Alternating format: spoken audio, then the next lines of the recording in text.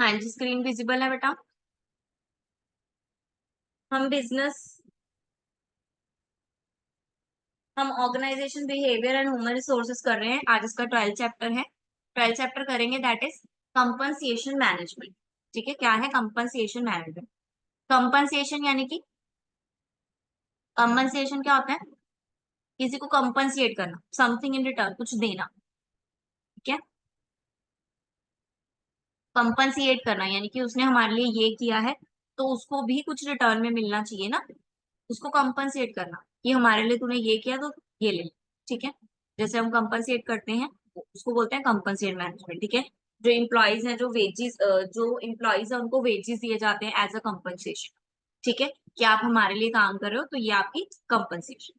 तो ये compensation management यानी कि वर्कर्स के जो उनको कंपनसेट किया जाता है, जो उनको पे दी जाती है या बेनिफिट्स दिए जाते हैं, उसको बोलते हैं कंपनसेशन। ठीक है, कंपनसेशन क्या है? टोटल ऑफ एन इम्प्लॉइज पे एंड बेनिफिट्स। जो भी इम्प्लॉइज को बेनिफिट्स दिए जाते हैं एक्स्ट्रा या कुछ पे किया जाता है, वो सब किस में आ जाता है? कंपनसेशन में आ जाता है। ठीक है, लाइक अगर कोई मार्केटिंग वाला है तो उसको हम उसके कार का बिल या कार दे देते हैं। ठीक है, या फिर अगर कोई ट्रेनिंग लगवानी होती है तो हम उनको भेजते हैं। ठीक है, सारा खर्चा हम उठाते हैं। वो सब क्या है? वो कंपनसेशन में आ जाता है कि इम्प्लॉय की ट्रेनिंग का हम पे कर रहे हैं, कंपनसेट कर रहे हैं। ठीक है, कंपोनेंट्स क्या है? सबसे पहले जॉब डिस्क्रिप्शन आ गया। ठीक है, राइटिंग रिस्पॉन्सिबिलिटी यानी कि क्या क्या इंक्लूड है कंपनसेशन में। ठीक है, इन्वायरमेंट इंक्लूड है, लोकेशन, कंडीशंस, जॉब एनालिटिक्स यानी कि जॉब आ गई, कैसी जॉब है उनकी एनालाइज करना, उसको ऑब्जर्व करना, क्वेश्चनियर बनाना, इंटरव्यू लेना, वो सब। इवेल्युएशन, जॉब इवेल्युएशन भी पढ़ा हमने कि कंपेयर करना जॉब को। ठीक है, और जितना बनता है उसके अकॉर्डिंग उनको पे करना।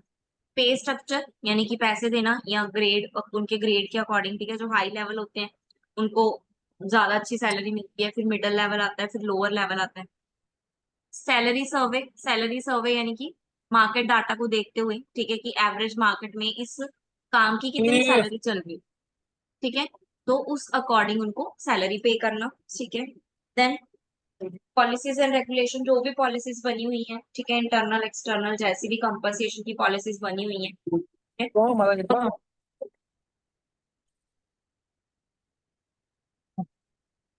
गाड़ी बात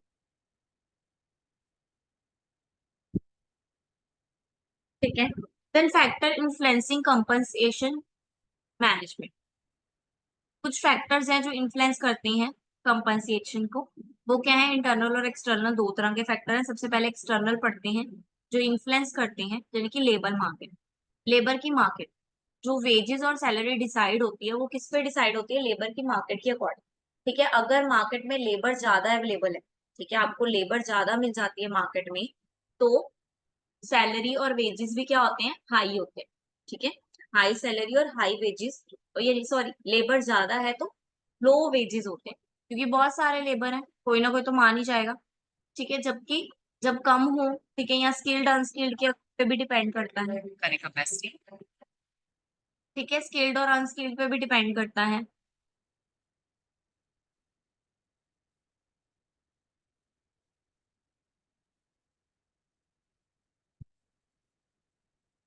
देन लेबर यूनियन जो यानी कि लेबर का जो यूनियन बना होता है, पता है ना? लेबर यूनियन की ट्रेड यूनियन कहते हैं जिसको, ट्रेड यूनियन भी होते हैं। ठीक है, कि सारे इम्प्लॉय मिलके एक अपना नेता चुनते हैं। वो भी इम्प्लॉय ही होता है, लेकिन वो एक अपना झुंड बना लेते हैं और अपनी बातें मनवाते हैं। ठीक है, स्ट्राइक जो होती है वो भी लेबर यूनियन के थ्रू या उनके थ्रू की जाती है। ठीक है, यानी कि एक पूरी टीम, जिससे क्या डिसाइडेड होती है? वेजेस डिसाइडेड होते हैं।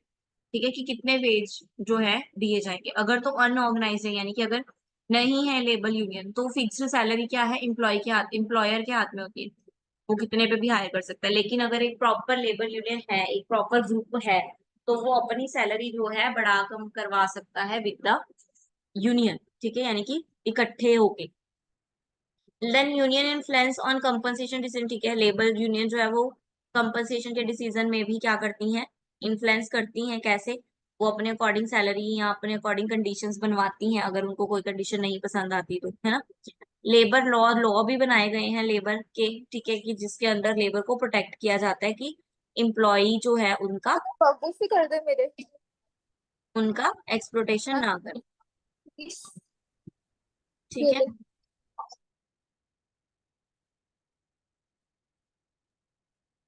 देन सोसाइटी, सोसाइटी भी है, ठीक है। प्राइस जो फिक्स करती है वो सोसाइटी पे भी डिपेंड होता है, ठीक है। जैसे सोसाइटी में वर्कर अवेलेबल हो, जैसे सोसाइटी का आउटलुक हो, कभी कभी सोसाइटी बोलती है इस काम के तो इतने ही पैसे बनते हैं, है ना, तो हम लोग भी बोल देते हैं, तो वो जो है सोसाइटी भी कभी कभी वेजेस और कंपनसेशन डिपेंड करती है, इन्फ्लुएंस करती है। देन द इकोनॉमी भी है हमारी, जो वेजेस फिक्स करने में, ठीक है, स्टेट के द्वारा भी रूल्स बनाए जाते हैं फॉर वेजेस और सैलरीज, ठीक है। नाउ आगे इंटरनल फैक्टर, इंटरनल यानी कि बिजनेस के अंदर के फैक्टर्स जो वेजेस या कंपनसेशन को इन्फ्लुएंस करते हैं। सबसे आगे बिजनेस स्ट्रेटेजी, बिजनेस की स्ट्रेटेजी, ठीक है, कैसी स्ट्रेटेजी है, प्रॉफिट बेस्ड है या क्या कहते हैं, ह्यूमन रिसोर्स को पहल दी जाती है या प्रोडक्शन को पहल दी जाती है, उस पर डिपेंड करता है, ठीक है। जो तो प्रोडक्शन पे ज्यादा फोकस करते होंगे वो कंपनसिएट कम करते होंगे, क्योंकि उनको ह्यूमन रिसोर्स से कोई भी मतलब नहीं है, और जो ह्यूमन रिसोर्स को अपना एसेट समझते होंगे वो क्या करते होंगे, ज्यादा कंपनसेट करते होंगे। परफॉर्मेंस अप्रेजल, उनकी परफॉर्मेंस पे भी डिपेंड करता है कि वो कितनी सैलरी जो है एक्सेप्टेबल है या उनको कितनी सैलरी दी जानी चाहिए। देन इम्प्लॉयज, इम्प्लॉय का खुद का, ठीक है, हाँ, इज हर रेम्यूनरेशन सीनियरिटी के बेस पे उनकी, ठीक है, उनकी स्किल्स के बेस पे, उनके एक्सपीरियंस के बेस पे, उनकी परफॉर्मेंस के बेस पे जो है उनकी सैलरी या compensation decide. Then criteria of effective compensation programme, क्या क्राइटेरिया है, कैसे डिसाइड की जाती है। सबसे पहले एडुकेट, एडुकेट क्या है, minimal governmental union level should be made, ठीक है, जो कि यूनियन या यूनियन जो लॉ ने जो एक लेवल बना दिया है कि इतनी तो देनी ही देनी है, ठीक है, तो वो तो हमें एडुकेट तो हमें क्या करना पड़ेगा, मेंटेन करना ही पड़ेगा। देन इक्विटेबल, इक्विटेबल यानी कि दो पर्सन है, सेम काम कर रहे हैं, सेम एफर्ट लगा रहे हैं, सेम ट्रेंड हो रहे हैं, तो उनको सेम पे मिलना चाहिए। ऐसा नहीं है एक एम्प्लॉय आप 10 पे रख लो, दूसरा एम्प्लॉय आप 15 पे रख लो, है ना, कि नया आया, ऐसा नहीं होता, ठीक है, उनको इक्विटेबल भी रहना पड़ेगा। बैलेंस यानी कि उनको बैलेंस करना पड़ेगा उनके बेनिफिट उनके पे में, ऐसा ना हो एक पर्सन को सारे बेनिफिट सारी पे दे जा रहे हो और दूसरा पर्सन बिल्कुल ही एक्सप्लोइट हो रहा है, ठीक है। कोस्ट इफेक्टिव, कोस्ट इफेक्टिव को भी देख के अपना ऑर्गेनाइजेशन भी तो चलाना है, ठीक है, उसको देख के, सिक्योरिटी देख के, अपने इम्प्लॉयज की सिक्योरिटी को देखते हुए, ठीक है, लाइक अब आपने भी सुना है पीएफ चला हुआ है ना, पीएफ प्रोविडेंट फंड दिए जाते हैं, और इम्प्लॉयज और भी बहुत बहुत स्कीम्स देते हैं, ठीक है, इंश्योरेंसेज हो गई, ऐसा सब। Acceptable to the employee, employee के द्वारा एक्सेप्ट भी किया जाने वाला होना चाहिए पे सिस्टम। ऐसा ना हो बोलो सारे ही पीएफ फंड में जाना है आपको 2000 मिलेगा, तो वो क्या है, वो एक्सेप्टेबल ही नहीं है। हमें तो डेली रूटीन के लिए भी तो चाहिए ना मनी, पीएफ के लिए थोड़ी चाहिए, तो क्या होना चाहिए, वो थोड़ा एक्सेप्टेबल भी होना चाहिए। देन इंसेंटिव प्रोविडेंट, इंसेंटिव क्या है, मोटिव इफेक्टिव होना चाहिए, प्रोडक्टिव वर्क होना चाहिए, उनके उनको उनका काम देख के उनको देख लिया जाना चाहिए ताकि वो आगे के लिए मोटिव। देन थ्योरी आ गई कुछ, क्या है, traditional theory of wage determination. इसमें क्या है, ट्रेडिशनल थ्योरी डिमांड और सप्लाई के बेस पे वेज डिसाइड होती है। ज्यादा डिमांड है, ज्यादा डिमांड है, अवेलेबल नहीं है आपके पास, तो आप ज्यादा पे करोगे, और अगर सप्लाई ज्यादा है तो आप कम पे। नेगोशिएशन, नेगोशिएटेड वे, इसमें क्या है, आप थोड़ी बार्गेनिंग कर लेते थे, ठीक है, कलेक्टिव बार्गेनिंग, दोनों जने मान जाते थे, तो इतने पे वो आ जाता था, दोनों एक पॉइंट पे नेगोशिएट कर लेते। सबसिस्टेंस थ्योरी, सबसिस्टेंस थ्योरी क्या है, wages is the long run trend to equal to the cost of reproduction labor, ठीक है, यानी कि वेजेस क्या होना चाहिए, सब्सिक्वेंट होने चाहिए, वेजेस जो दिए जा रहे हैं वो सब्सिक्वेंट होने चाहिए, इतने में दूसरा लेबर भी रिप्रोडक्टिंग किया जा सके, यानी कि अगर हमें बदलना भी पड़े तो हमें ये ना हो बाद में हमें ज्यादा पे कर दिया था तो अब हमें कम पे मिल रहा है, या हमें बाद में ज्यादा पे मिले अब हम कम दे रहे हो, ठीक है, ऐसा नहीं होना चाहिए। एज फंड थ्योरी, वही हमने फंड की बात की अभी, प्रोविडेंट फंड, ऐसे फंड्स होने चाहिए। Surplus value theory, surplus value theory यानी कि purchase on the payment,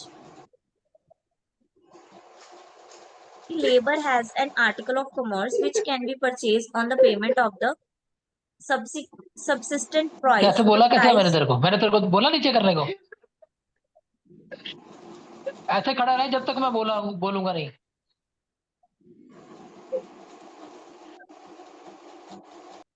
weapon किसको डांट रहे हो?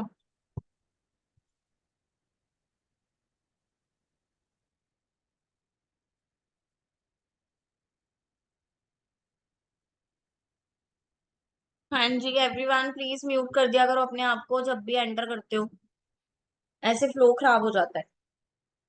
देन सरप्लस वैल्यू थ्योरी क्या है? The price of any product can be determined by the labour and the time need for the production it the labour has not paid in proportion to the time spent on work but has paid much less and the surplus was utilized for payment other expenses। ठीक है, वो कह रहे हैं कि wages को veg जो है और वेजेस को है बड़ा कम समझा जाता है। हम इम्प्लॉयज को पे करने से ज्यादा अपने एक्सपेंसेस या बाकी चीजों को ज्यादा फोकस करते हैं। ठीक है, हम ये नहीं देखते कि उन्होंने इतनी देर काम किया और उनको टाइम के अकॉर्डिंग स्पेंड किया जाए, नहीं, हम क्या करते हैं उनकी पे में से बचा के अपनी एक्सपेंसेस पे यूज करने लग जाते हैं। रेजिडुअल क्लेमेंट क्या है? Labour capital and entrepreneur activity, four factor of production, land, labour capital और entrepreneurship. wages represent the amount of the value created in production which remain after payment has been made for all these factor of production। in other words, labor is a residual Clement. ये क्या कह रहे हैं कि labour को भी एक activity में ही समझा जाता है, लैंड, लेबर कैपिटल, एंटरप्रेन्योरशिप। ठीक है, ये फोर फैक्टर्स में ही समझा जाता है लेबर को भी, और उसको भी जितना वो काम कर रहा है या जितना उसकी पेमेंट बनती है या बाकी फैक्टर को वैल्यू देने देकर फिर उसको पे किया जाता है, यानी कि सब फैक्टर को बराबर रखा जाता है। देन सिस्टम क्या है? फोर बेसिक सिस्टम है, यानी कि बेस पे यानी कि जो नॉर्मल सैलरी आप आर्ली सैलरी लेते हो या आप जो भी नॉर्मल सैलरी है, ये 5,000 में भी अभी नॉर्मल सैलरी चल रही है कि जो 5,000 है वो तो पे करना ही पड़ता है। ठीक है, 5,000 बेसिक सैलरी होती है। ठीक है, यहाँ जब भी आप जॉब पे जाते हो तो वो आपको बोलते हैं बेसिक सैलरी आपकी इतनी है, इसके अलावा कभी आपको बेनिफिट्स कंपनसेट या कभी कम क्या है मिल सकता है एक्स्ट्रा में, लेकिन बेसिक इतनी रहेगी। ठीक है, अगर आप ज्यादा अच्छा काम करते हो तो कमीशन ये सब मिल सकता है, लेकिन बेसिक सैलरी आपकी इतनी है। ठीक है, तो वो बेसिक सैलरी होती है। Wages and salary add ons क्या है? कुछ प्रीमियम पे कर देते हैं, यानी वीकेंड आप हॉलीडेज लगा रहे हो, ठीक है, तो उस पे आपको पे कर दिया। इंसेंटिव यानी कि आपकी परफॉर्मेंस के बेस पे, ठीक है, आपको कमीशन दे दी कोई सेल करने पे, वो सब। बेनिफिट्स आ गए, जैसे कि आपको कोई आपने हाउसिंग कंपनी ने आपको हाउस दे दिया या कोई वेकेशन दे दी या इंश्योरेंस दे दी, वो सब क्या हो गया? आपके बेनिफिट्स हो गए। नाउ आ गया फ्रिंज बेनिफिट्स। फ्रिंज बेनिफिट्स क्या होते हैं? फ्रिंज बेनिफिट्स क्या है? एक एम्प्लॉय को उसकी सैलरी के ऊपर कुछ एक्स्ट्रा एडिशनल बेनिफिट्स दिए जाते हैं, उसको हम बोलते हैं फ्रिंज बेनिफिट्स। ठीक है, अगर कुछ एम्प्लॉयज को एक्स्ट्रा चीजें दी जा रही हैं उसको हम बोलेंगे फ्रिंज बेनिफिट्स। ठीक है, ये कुछ थोड़े सप्लीमेंट्री फॉर्म में होते हैं, यानी कि थोड़े स्पेसिफिक एम्प्लॉयज के लिए दिए जाते हैं, सबको नहीं दिए जाते। ठीक है, स्पेसिफिक होते हैं और सप्लीमेंट यानी कि थोड़े हाई लेवल के। ठीक है, टाइप आ गए इसमें fringe benefits, required by law और नॉट रिक्वायर्ड, जो लॉ के द्वारा दिए जाने चाहिए। कौन कौन से हैं? हेल्थ इंश्योरेंस, हर कंपनी को अपने एम्प्लॉय को देनी पड़ेगी।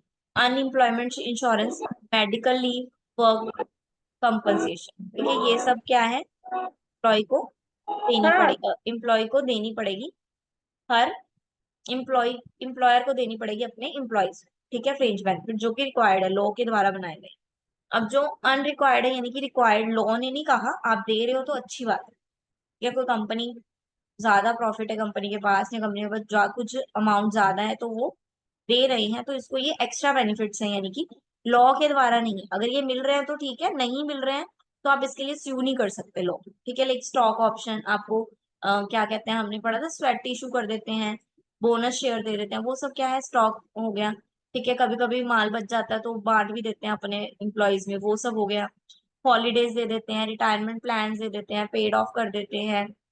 ठीक है, आप एक्स्ट्रा टाइम लगाते हो उसके लिए पे ऑफ मिलता है आपको। इंश्योरेंस, लाइफ इंश्योरेंस हो गया, एजुकेशन डिडक्शन, मान लो आप पढ़ भी रहे हो साथ साथ तो आपको 10% आपकी फीस पे ऑफ मिल जाता है। ठीक है, ऐसे करके। ठीक है, ऐसे होता है ना, जैसे टीचर का बेटा या बेटी पढ़ रहे होते हैं स्कूल में, तो उनको उनकी सैलरी उनकी फीस पे 10% ऑफ होता है, ये सब क्या है? ये फ्रिंज बेनिफिट्स में आ जाता है। ठीक है,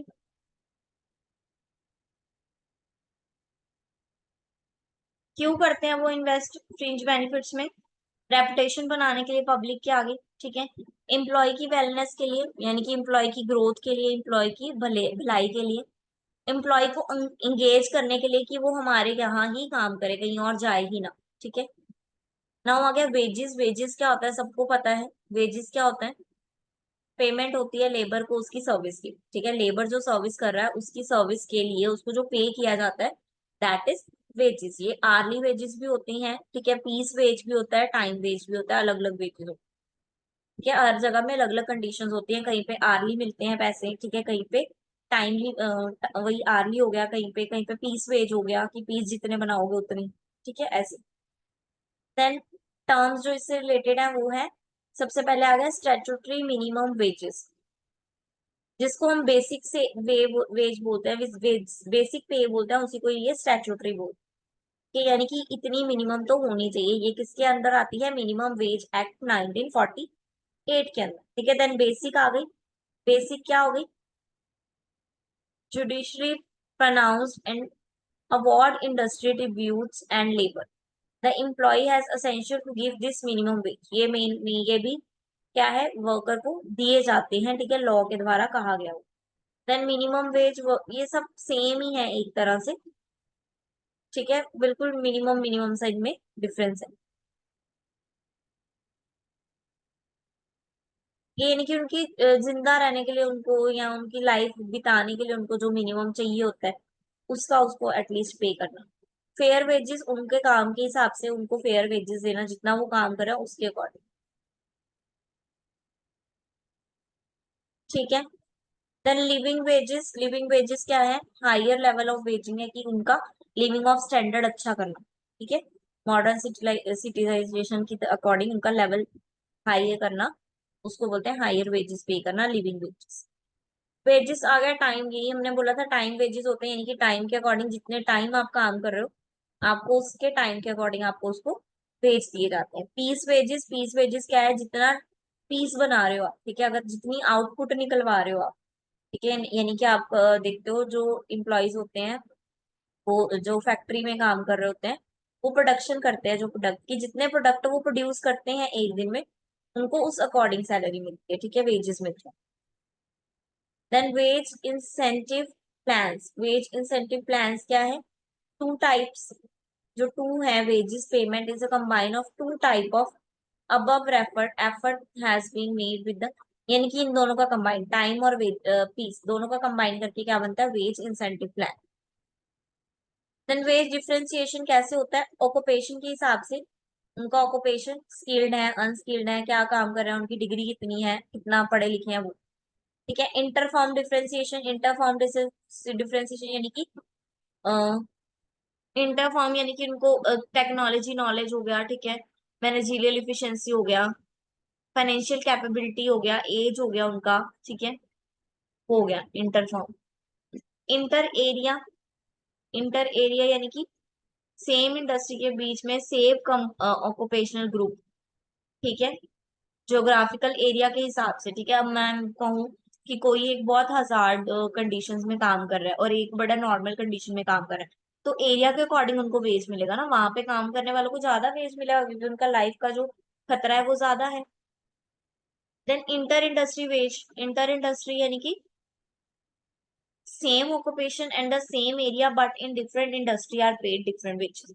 एक ही एरिया है, लाइक आप बोलो पॉन्ड्स और फेयर एंड लवली, ठीक है, ठीक है, पॉन्ड्स और फेयर एंड लवली, इसमें क्या होगा? ये क्या है? सेम कंपनीज हैं, सेम चीजें बना रही हैं, आप शैम्पू ले लो, लोरियल, डव, ठीक है, सेम इंडस्ट्री है, ठीक है, एक तरह की इंडस्ट्रीज हैं, एक ही एरिया में काम कर रही हैं, लेकिन अलग अलग पेजेस, अलग अलग वेजेस देते हैं। आप देखोगे इंश्योरेंस सेक्टर में ऐसा बहुत है, एक कंपनी इंश्योरेंस की, दूसरी कंपनी इंश्योरेंस की, दोनों अलग अलग पे दे रही है। क्यों? क्योंकि उन्हें एजेंट चाहिए ताकि वो इंश्योरेंस ला सके, ठीक है। तो इंटरपर्सनल वेज डिफरेंशिएशन, इसमें क्या है? different worker in the same plant and the same occupation, these may be due to differential in gender, skill, age, knowledge, ठीक है। ये क्या है? इंटरपर्सन, जो पर्सन में डिफरेंट है, ठीक है, जो पर्सन डिफरेंट है, एक पर्सन लीडर क्वालिटी है एक पर्सन में, एक पर्सन लीड भी कर सकता है सबको, एक पर्सन मीटिंग भी अटेंड कर सकता है, मीटिंग दे भी सकता है। तो उसकी उसकी कैपेसिटी के हिसाब से, उसकी नॉलेज के हिसाब से उसको वेज अलग दिए जाएंगे। देन इंसेंटिव्स आ गए। इंसेंटिव क्या है? इंसेंटिव क्या है? आपको रिवॉर्ड दें, कोई आपकी एक अचीवमेंट के लिए आपको रिवॉर्ड दिए जाते हैं इन फॉर्म ऑफ पेमेंट, उसको बोलेंगे हम इंसेंटिव्स। ठीक है।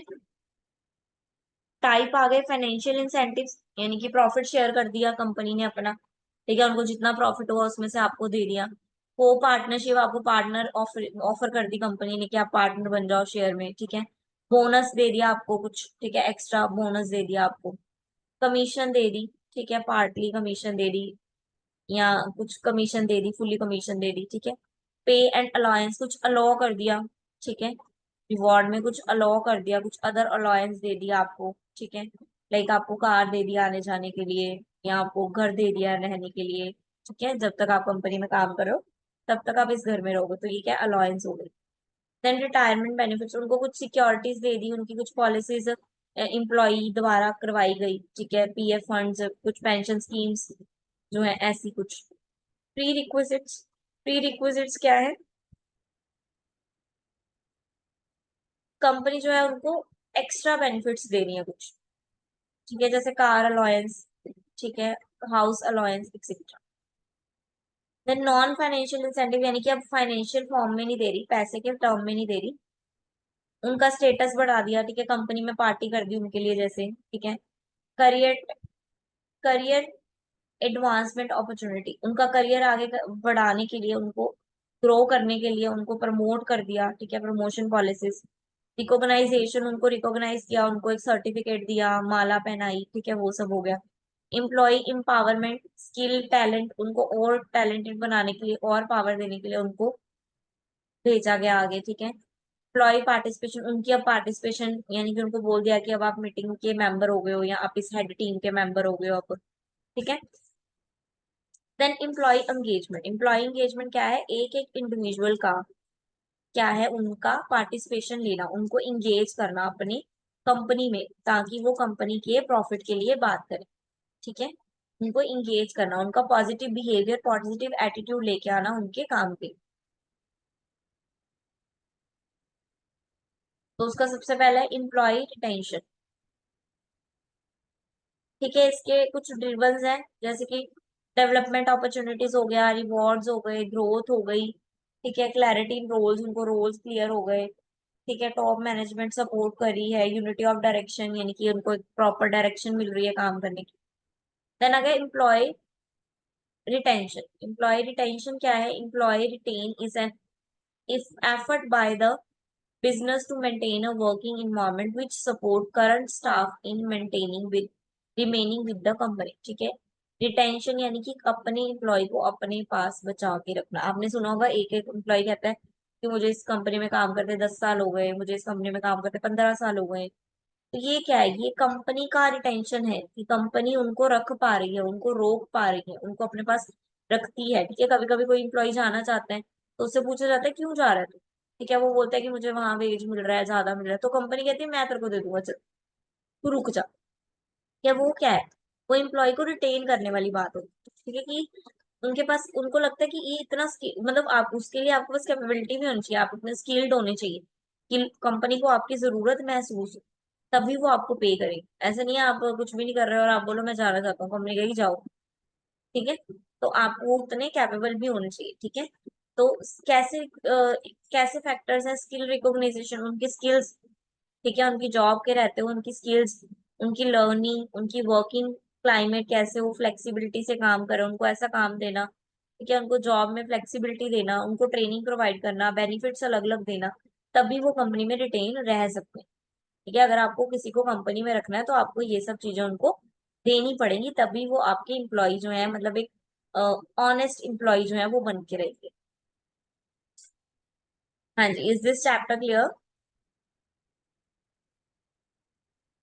चैप्टर 12 क्लियर हो गया सबको?